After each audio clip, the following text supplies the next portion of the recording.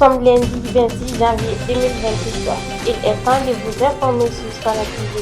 Chers auditeurs et auditrices, bonjour et bienvenue à suivre ce flash d'information. À la présentation, Teddy Massano et voici le sommet. Coopération Mali-Chine vers une accélération des projets stratégiques d'énergie et d'infrastructure. À Moudja, les FAMA neutralisent un mouvement terroriste par voie aérienne à Kidal. 2 véhicules terroristes pulvérisés par des frappes de précision des FAMA. Vous aurez également droit à des activités hors de nos frontières et une passeport. Comme je vous l'annonçais tout à l'heure dans le sommet à Kidal, la montée en puissance des forces armées maliennes se confirme dans le nord du pays. L'état-major général des armées a annoncé ce vendredi la destruction de 2 véhicules de transport appartenant aux groupes armés terroristes GAT lors d'une opération aérienne menée le 22 janvier 2026 grâce à une surveillance minutieuse du territoire.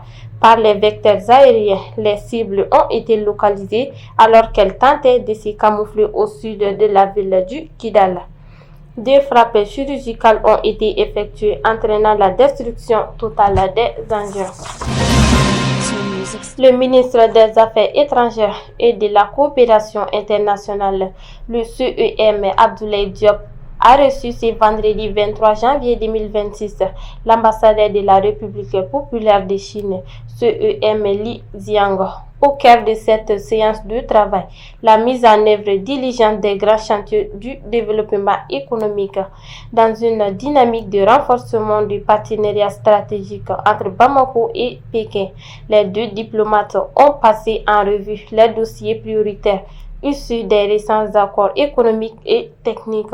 Cette rencontre marque une volonté économique de transformer les engagements diplomatiques en réalité tangible pour les populations maliennes. L'état-major général des armées a annoncé via un communiqué ce dimanche 25 janvier 2026 une nouvelle opération victorieuse dans la zone de Moudja. Samedi 24 janvier, au cours d'une mission de reconnaissance, les vecteurs aériens des forces armées maliennes ont détecté un important mouvement de groupes armés terroristes. L'intervention a été déclenchée immédiatement au sud-est du camp de Moudja, où des frappes précises ont été effectuées avec succès. Place à la page internationale, c'est-à-dire les actualités hors de nos frontières. En Algérie, les tensions diplomatiques.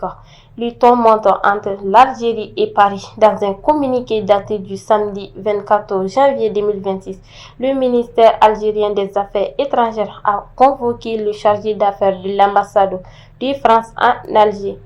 En cause, la diffusion d'un documentaire sur la chaîne publique France 2, qualifié par les autorités algériennes de véritables agressions contre les symboles de l'État.